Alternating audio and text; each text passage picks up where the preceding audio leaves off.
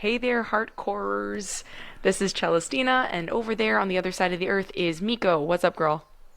Hi, everyone. We are slowing it down a little bit today. Hopefully, slowing it down a little bit today.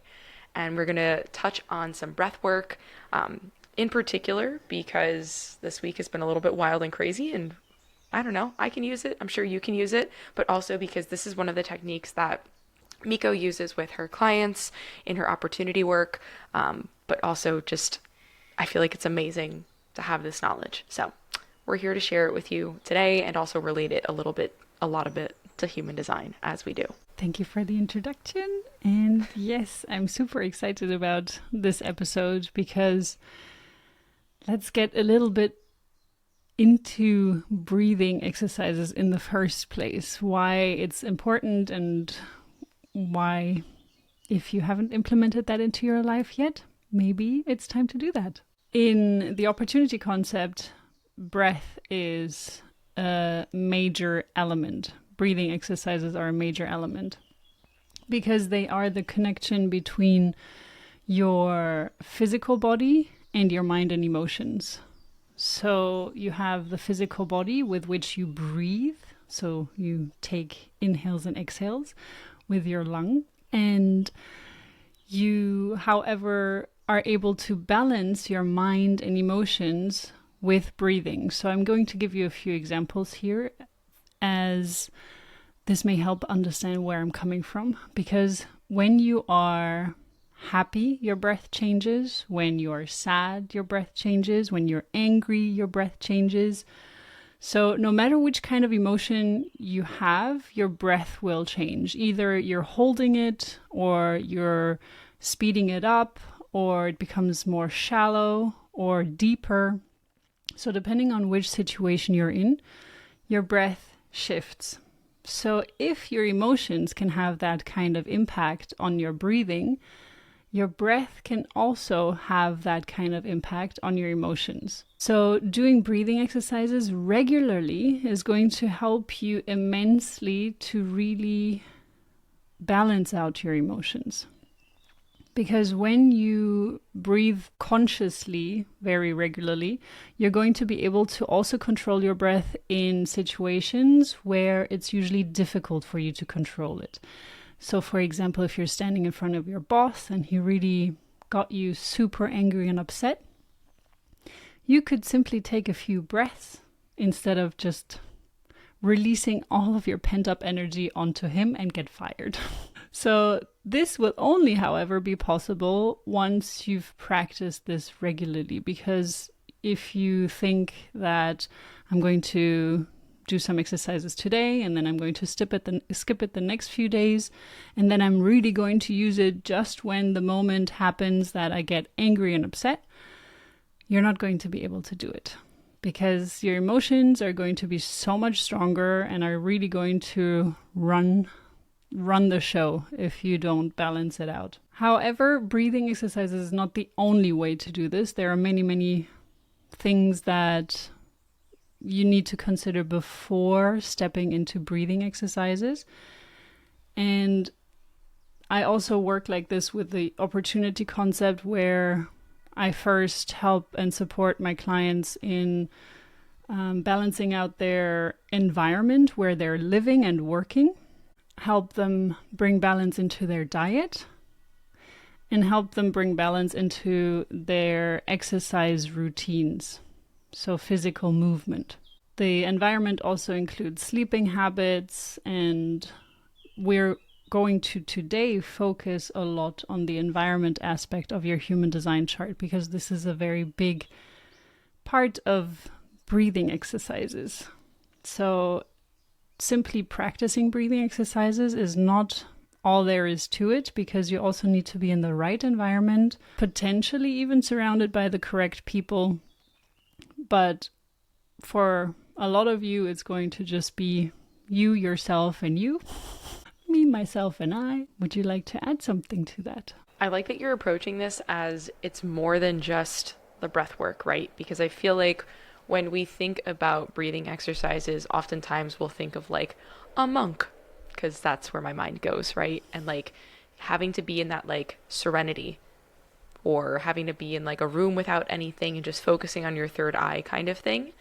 And yes, I think being in a temple of some sort could be really dope to do that, but it really is the environment that you're in, and there's more to it than the physical environment. Are you feeling safe in that environment? Are you being nourished in that environment?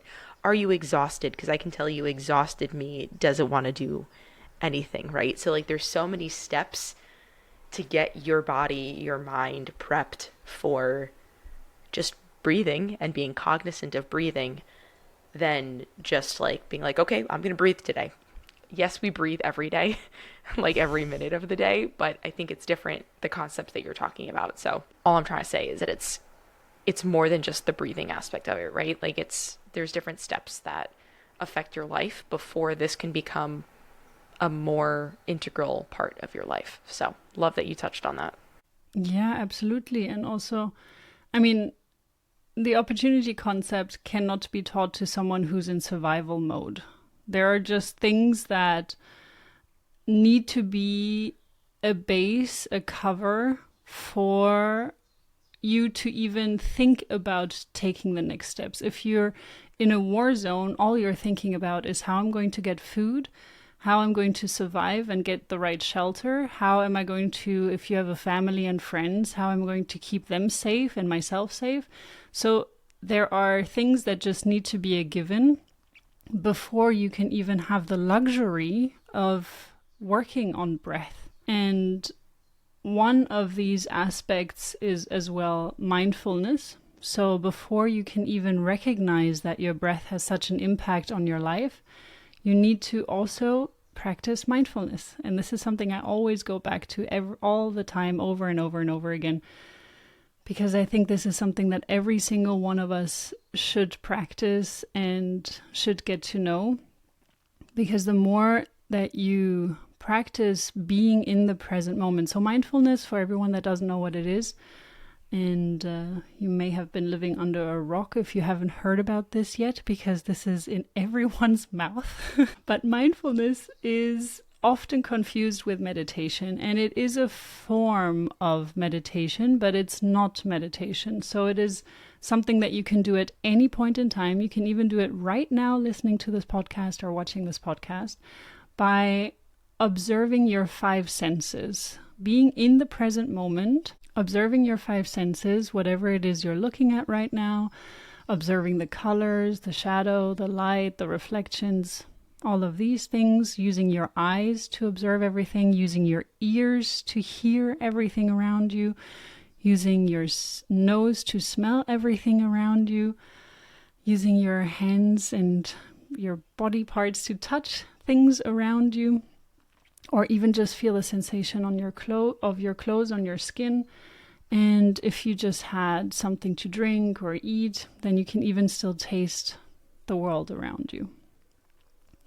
And this is something we're going to touch on this topic today, with taste and breath. But before we get into that, let's focus back on mindfulness. And another thing that you do while being mindful is you let go of your thoughts. You're not latching onto thoughts. And that's what I mean by being in the present moment, because there is no past, there is no future in the present moment. There's just now. So you literally just focus on what is happening right now around you, and also even within you. What are you feeling? And by doing that, and doing this regularly every day, multiple times a day, this is not a one-time, one and done thing. It's really an every once in a while throughout the day, whenever you can remember, or you can set yourself an alarm, and you can do it at any point in time, no matter where you are. You don't have to step out of the room to go be mindful. You can do it wherever you are. And the reason why I'm mentioning this is because once you become more and more mindful of the world around you, but also your internal world, you're going to recognize these triggers, these emotional triggers, much faster. And you're going to then be able to use your breath, because you're going to feel the sensations rising. So if you're, again, in front of your boss and he got you very angry and upset, you're going to feel it in your body. You're going to feel the sensations, the anger, the upsetness within your body. And you're then going to be able to breathe and calm yourself down, or simply step away from the situation and then breathe. Breathing is just essential to everything.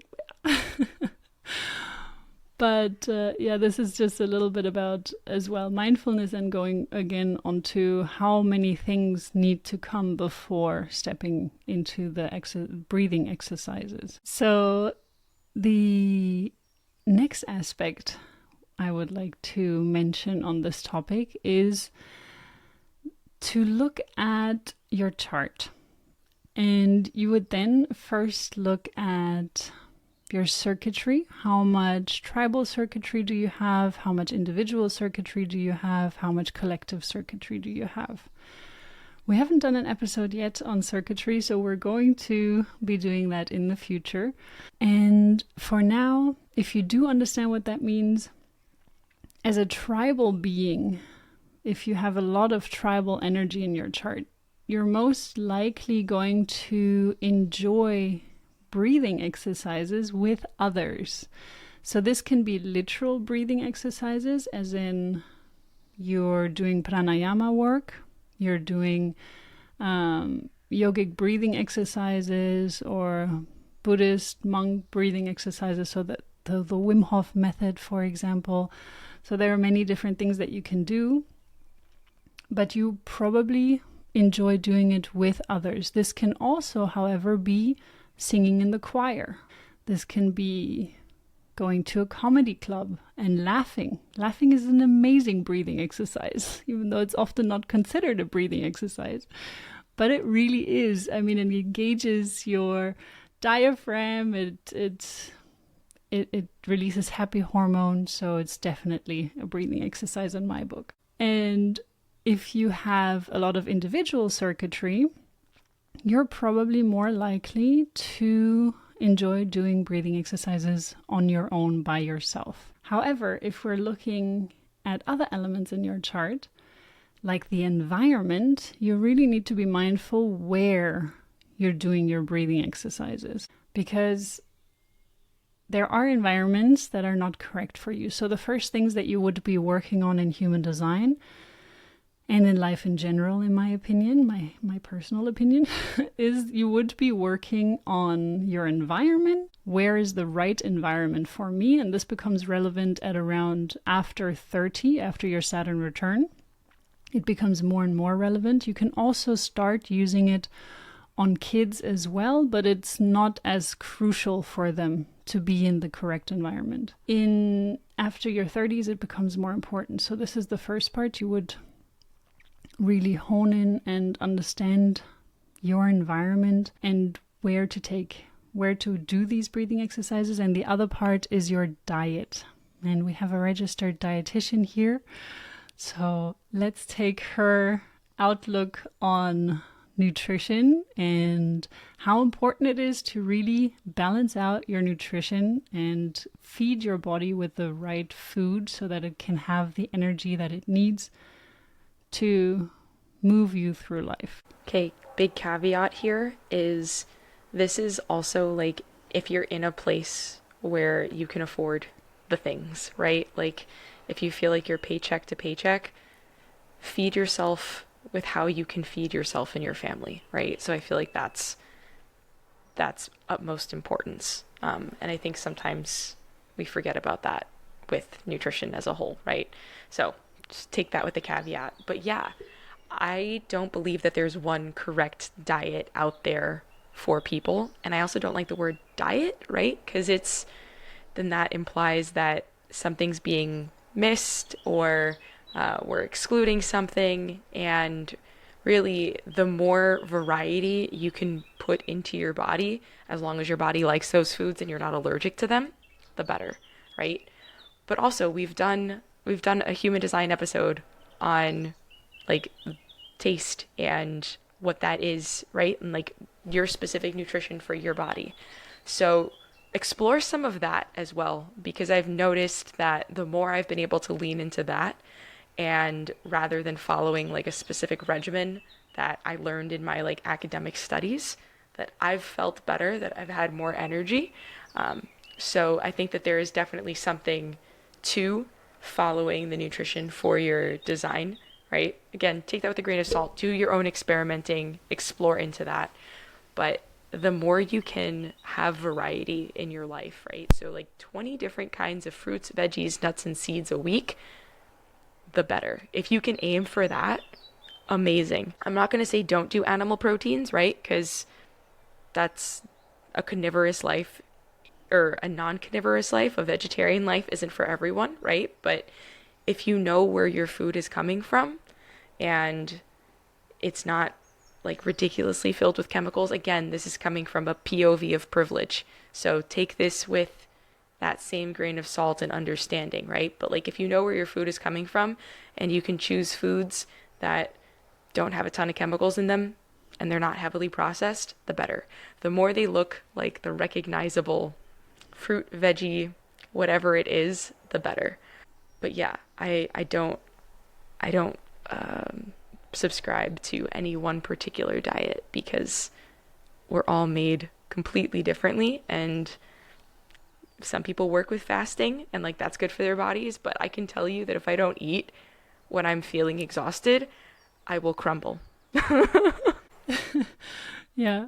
And this is also again the beautiful thing about human design. It really shows you how different we are. It's the science of differentiation, or it's known as the science of differentiation, and not it's showing us just many different aspects of how people can be, and it helps us respect their differences as well and understand them. So if you're out and about with someone who's very, very picky in what they eat, or maybe they eat the same thing over and over and over again, don't get upset at them. It's normal.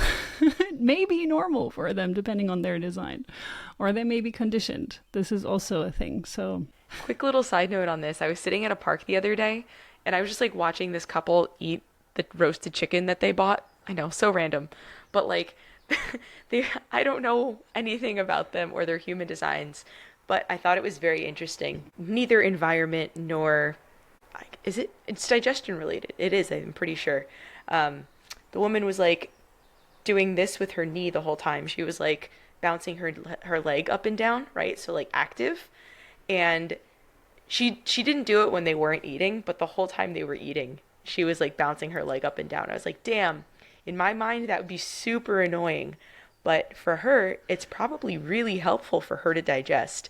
So I just thought that that was really interesting to be able to witness someone who has the high activity aspect of it potentially in their digestion. So, quick little side note. interesting.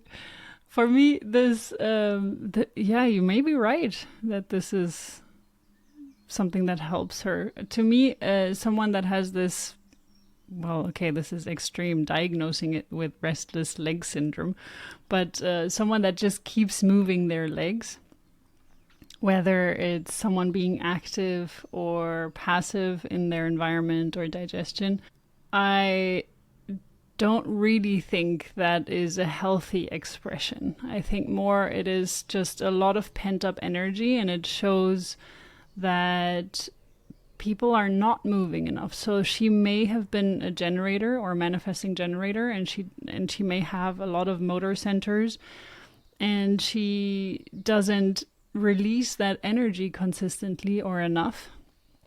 And that's why she's having this just constantly moving, because I have all my four arrows to the left.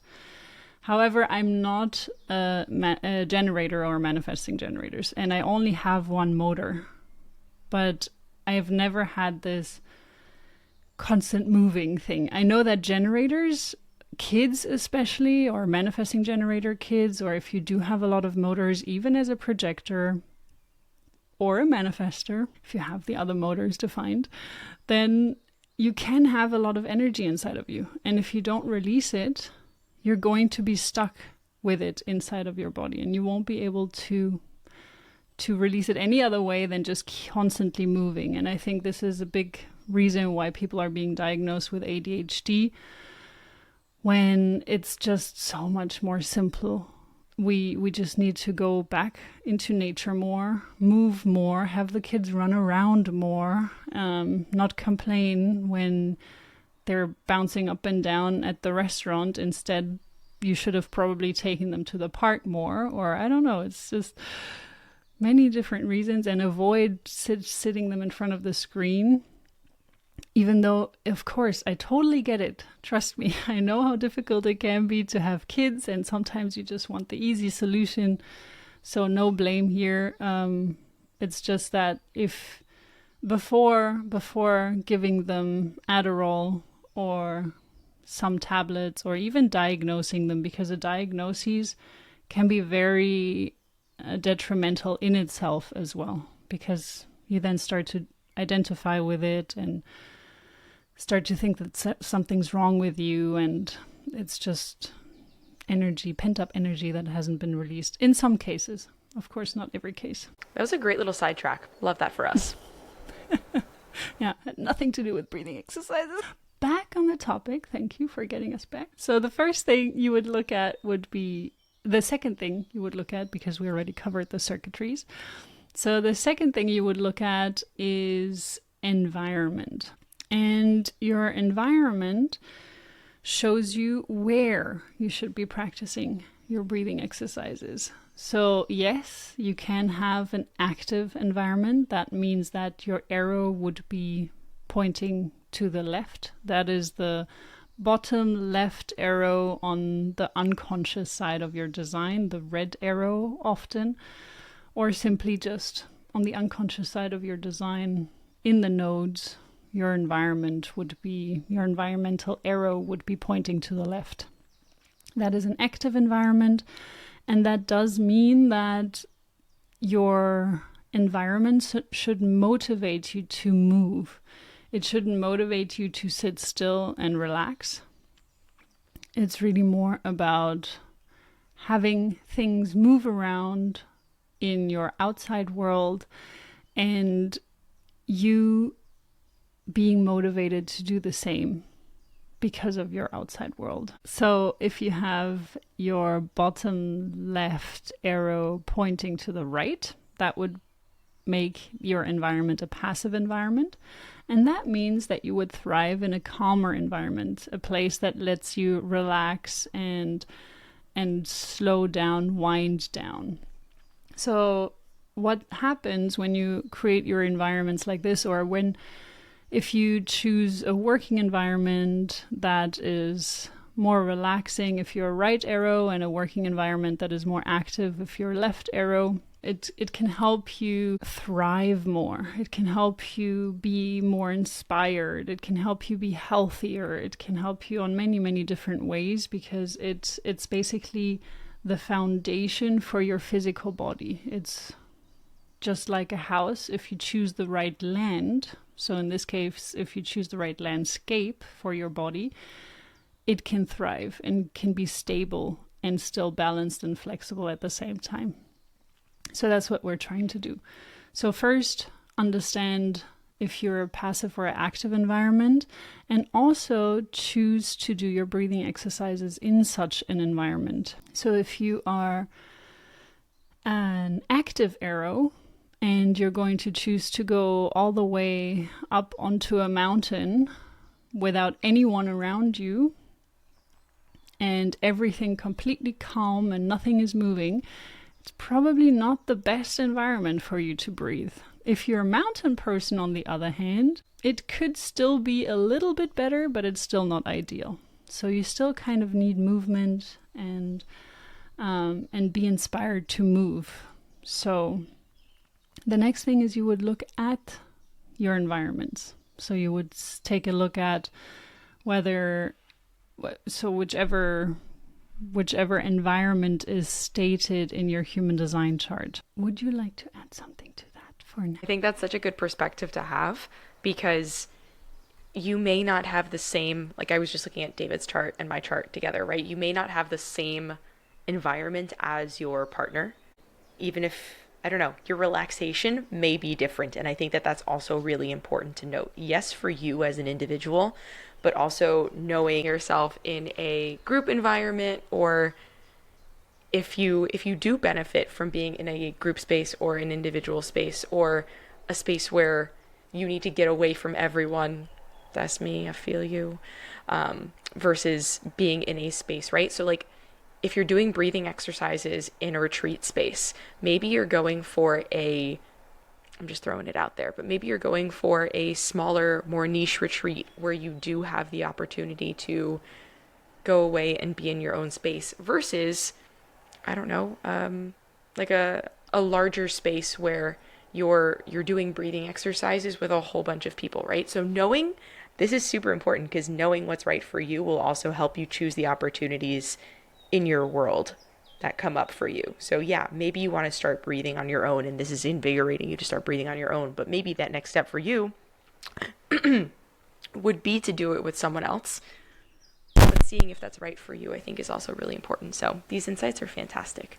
Yeah, you made a good point in also, of course, choosing the right places to go as retreat wise, and also understanding your partner again in this. Yes, absolutely. What may be right for you may not be right for them. So always a good thing to keep in mind when you're living in a partnership or with family members as well, or if you're living with friends. So the environments, we're going to start with with the color 1. So this is caves in this case. And caves individuals would probably prefer to be in their own space. If you have a lot of tribal energy, you can still invite people to your home, to your space. It doesn't have to just be your home. It can also be a yoga studio that feels very cozy and safe for you, for example. So caves need to feel safe in their environment.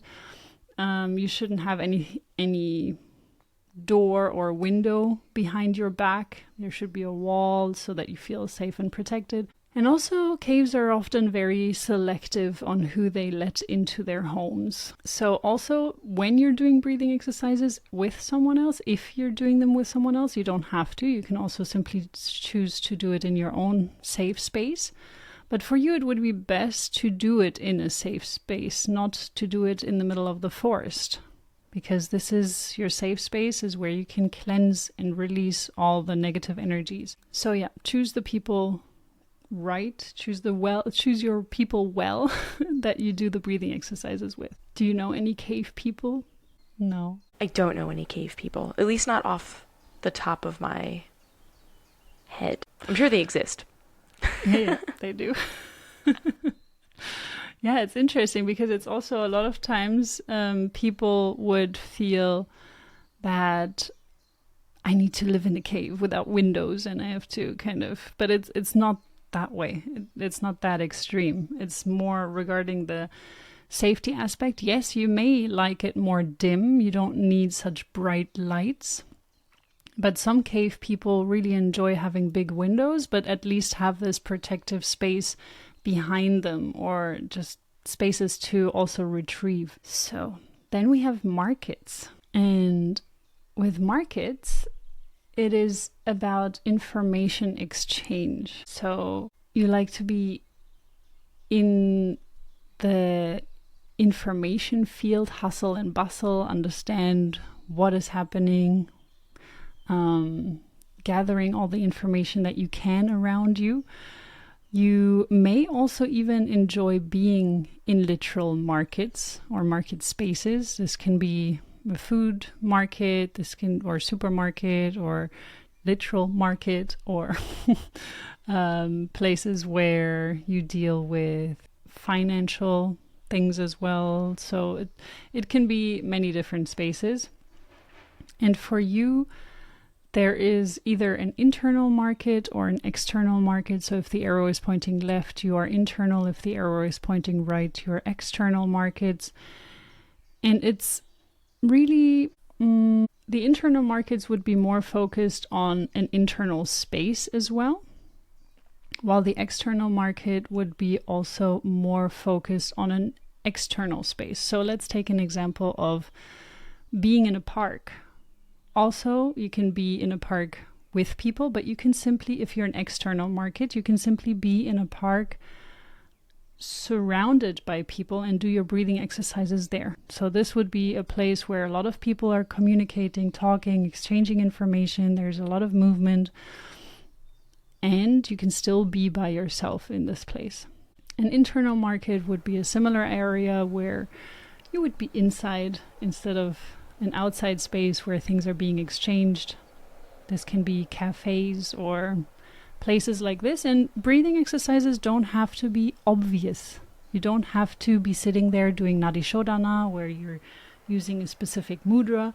You can simply inhale and exhale deeply, and this already is going to provide you with cleansing. It's interesting because the one external markets person that I know is also a reflector. So I feel like I need to observe this person now and kind of just garner some more insights. But yeah, it's interesting when you look at it from different layers, right? Because, I mean, you can be external markets, for example, and be any of the types. So it's interesting how the type then layers on a different aspect to it, I would assume, as well. So it's just really cool to be able to kind of unravel all of that in my mind. You're totally right. And it's also good to mention this again here before we lose track of this, because it's always important to take a look at the rest of the chart. And we mention this over and over again. You need to look at the entire chart and put it into perspective with all the information in there as well, because we do have Pluto and Saturn that are based on exhalation and inhalation. So Pluto is inhalation and Saturn is about exhalation. So looking at the gates and the lines in these planets is again going to provide you with yet another layer. You're still going to understand more about where and how you best inhale and exhale, and which one you should focus on more, and how you can really, the exhale is going to provide you with information on how you can release the pent-up energy. The inhale is going to provide you with information, not just literally about inhaling and exhaling, but also taking in things, taking in information as well, because it's as fine as breath if you think about it. It's a different process mechanism, but it's still an energetic process. So yeah, a very good point to also, of course, keep in mind the rest of the chart. The next one we're going to be talking about is kitchens, and here we have wet kitchens and dry kitchens. And in this case, the kitchens enjoy places that are also a very active environment. A lot of, like, not, it doesn't have to be active or passive, because wet kitchens would be active in my environment, dry kitchens would be passive environment. But I mean, they do like to be in the center of what is happening right now, what is en vogue. So all of this for the kitchen people, it's very enticing. And they also like places where things come together, where if maybe you're in a literal kitchen where you bring ingredients together, or you're in an art space where you put paints and materials together. You can be in a mechanics shop where you put auto parts together to create a car, things like this. So the thing that I would focus on here, though, is that whether you're a wet or a dry kitchen, because when it comes to breathing exercises and you're a wet kitchen, you would thrive more if you have very humid breathing or air conditions. So it's more favorable if you are a wet kitchen that you inhale maybe. So if you're sick, for example, and you want to treat yourself, inhaling essential oils for a wet kitchen would be through fumes, like boiling water, putting some drops inside and inhaling the fumes. For a dry kitchen, I would recommend using a tissue instead, putting the oils on a tissue and inhaling the essences of the oils from the tissue. And this is the similar aspect regarding breathing exercises.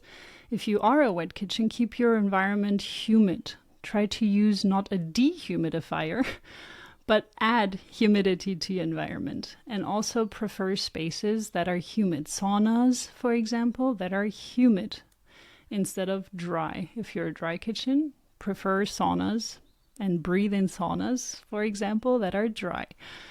And use a dehumidifier if you can. I know several kitchens, but you, being a kitchen yourself, I'd love to know how breathing felt when you were in Saudi Arabia versus whether it be Germany or Bali or India, all of the other very moist environments. Good question. Yeah, the Saudi Arabia was a big challenge for me. It was when I arrived the first time, it was nearly 50 degrees and it was dry as a fan, like as if you would hold a blow dryer in your face, and that's what it felt like. And I could literally feel my thyroid when I was breathing. It was so uncomfortable. Yeah, and this is the first time I really noticed how impactful it is for me. And now that I think back, when I first went to Egypt, I was a teenager, and I was so exhausted. I couldn't handle this heat. And now looking back, I can understand why. I feel like it's not regarding the heat necessarily, because I thrive in humid, hot climates. I love heat, but I do need humidity. And most people, they can't stand humid heat. Most people tell me, oh, my clothes are sticking. And yeah, it is uncomfortable. That part I totally agree with. But I feel so good breathing in these places. Like one of my absolute favorite things from childhood, because we traveled a lot when I was a child. And still I travel a lot. But one of my absolute favorite things is to exit an airplane and to be hit by this hot, humid wall. This for me is heaven. As soon as I can smell that and feel it in my lungs, and I'm just like, oh my God, this is so good. Because as well, the airplane is super dry and it's so uncomfortable. And then you enter into such a space that is super humid. Yeah, this is my wet kitchen's perspective. My mom is the entire opposite because she's a dry kitchen. So every time she's in a super hot, deserty place, that's where she thrives. This is where she can breathe. And yeah, it's interesting to see. Yeah, it's wild. Walking off of an airplane, like I went to school in Rhode Island, so like leaving the moist environment and like flying back to my parents' house in Vegas, I was like, yes. I would be like, no. So funny. Okay. Yeah. That being said, we should also mention that kitchens don't always have to be hot environments. They can also be cold environments. So just FYI for everyone that's thinking, okay, I don't like the desert and I don't like the rainforest. I like Antarctica. Perfectly fine. It has nothing to do with temperature. It's more about humidity. Then mountains, we have active. Would you like to say something about that? I was going to make a silly kitchen joke, but it's probably going to go over everyone's head, so it's fine. Keep going. I want to hear it. Whether you're working a garde manger station and it's all cold, or you work in a grill station, right? It's not really a joke. I guess it was just a comparison. Okay. You're welcome, everyone. I'm totally going to send this to my friend who is a chef. I'm going to have him translate this to me. Okay. Mountains. Active mountains or passive mountains? Mountains is a very interesting one when it comes to breathing exercises, because I would recommend a mountain, depending on the rest of their chart, but most likely I would recommend a mountain to literally climb higher, like go higher up, as in either be on a literal mountain, or go up on a skyscraper, or at least be, if you're living in a house, be on a higher floor instead of the lower floor. So when it comes to breathing exercises, what you're trying to do as a mountain is actually reduce the oxygen that is coming into your body. So you should focus more on the exhales than on the inhales, because you thrive with having less oxygen in your body. So if you are a passive mountain, you can literally climb on top of a mountain, be by yourself, and just enjoy the lack of oxygen. So what an example that Ra was giving is that when you are working at a very high, on a skyscraper, and you're working on a very high floor of that skyscraper, and then in the evening you go back down and you have to go home. It could be that you feel more depressed when leaving work, because when you're up there as an active mountain, for example, or a passive mountain, like just generally a mountain, you will have this lower oxygen level. But once you go back down to the lower ground, you won't feel as good in your body anymore. So that's also something to keep in mind. If this happens to you and you're working in a skyscraper, or maybe you're living in a skyscraper and then you have to go to work, also an option, that you then feel less energized. The next one is valleys. So we have wide valleys and narrow valleys, and this is about sound. So individuals that have wide or narrow valleys, they're very focused on sound. They want to hear what is going on, what is happening around them.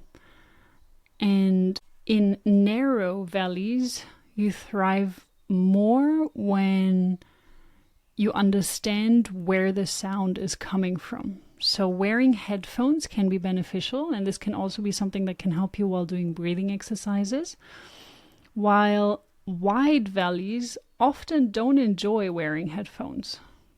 And my brother is a narrow valley, and he wears headphones and he mutes the sound so that he doesn't hear anything around him. And while that may drive his wife crazy sometimes, at least it would drive me crazy. I'm not saying it does her, but when you're calling him and he doesn't hear you, he's very, very happy and content in his little world because he knows where the sound is coming from. Like, for example, if you're hearing the birds outside right now, he can't locate the bird. He doesn't understand where it's coming from. It can upset him. If it's a constant, there is a bird. You can actually hear the one bird that always bothers my brother. And this bird drives him crazy when he doesn't know where the sound is coming from. So that's why he uses his mute, so the noise cancelling setting on his headphones a lot.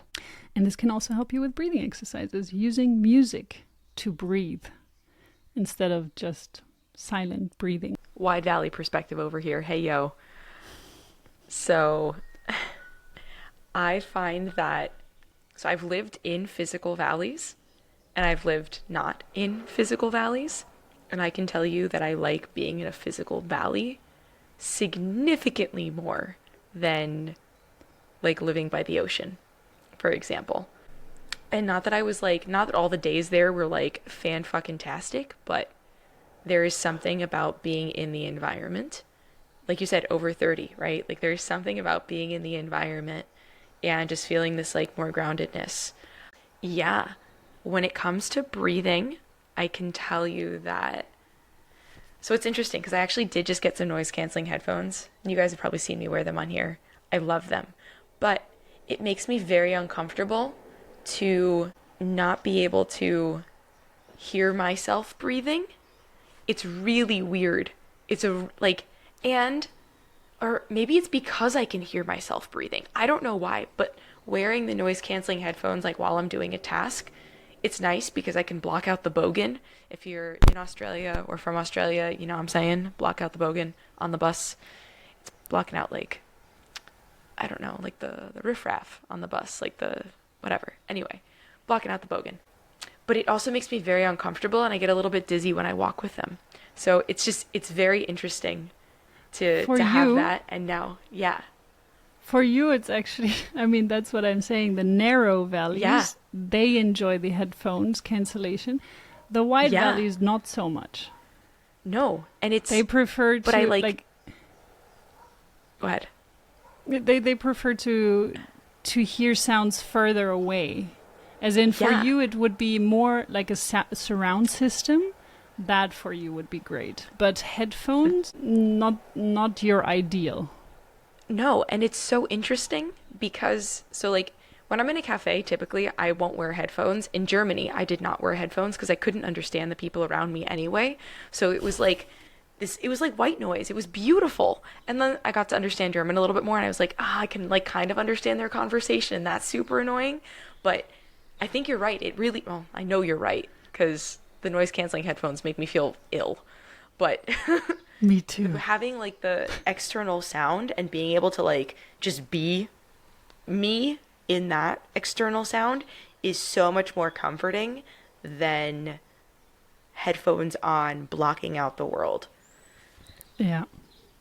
Yeah. Wild. So yeah, when doing breathing exercises and you're a narrow valley, then you may enjoy wearing headphones and listening to sounds. So it doesn't even have to be blocked out. You have to play around with that.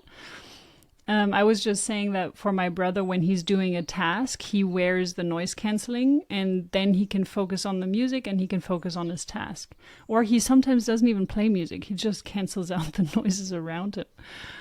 But if you're a wide valleys, you may enjoy just listening to music coming from music boxes or just simply hearing the sounds around you without having something very focused on your ears. Then we have the last one, shores.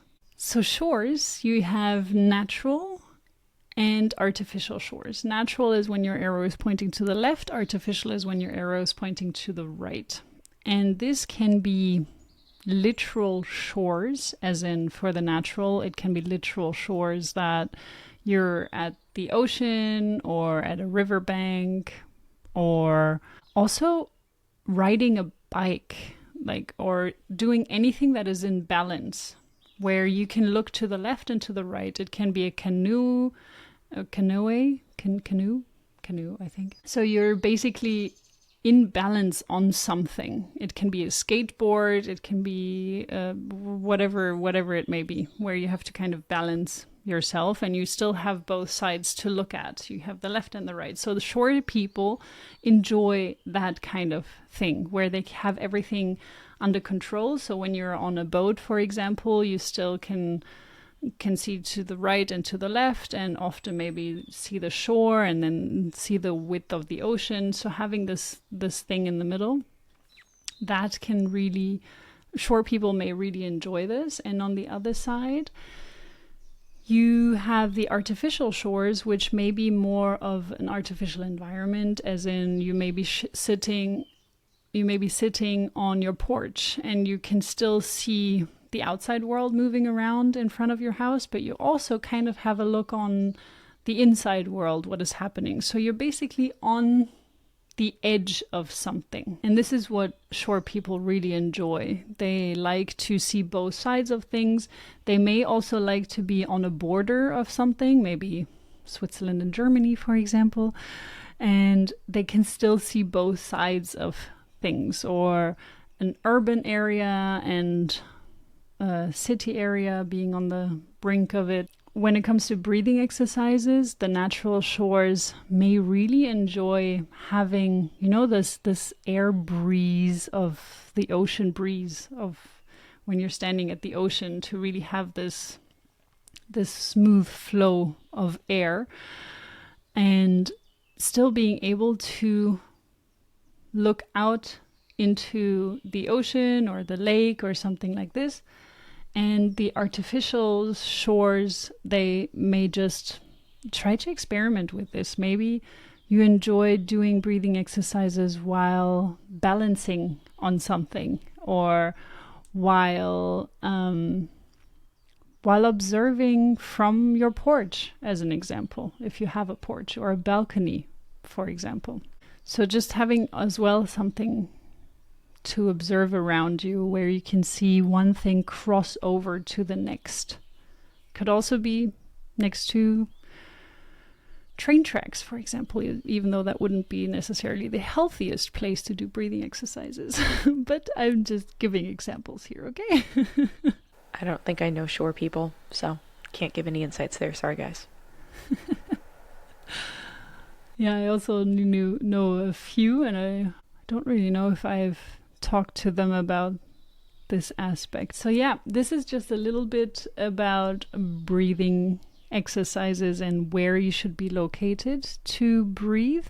Don't take these environments as literal as they are a lot of times. So you can of course play around with what it's literally saying. But a lot of times when I say someone that they're a kitchen environment, they're like, oh, I hate the kitchen. I get that a lot. But I think they just didn't understand the ingredients yet and what they can do in the kitchen. It's magic. Yeah, I also didn't like the kitchen when I was little, but now I love it. But it's also, of course, I'm an ego projector, so it has to be the right time. I can't just do it willy-nilly all the time, like a generator may be able to do it. I need the right time for my cooking.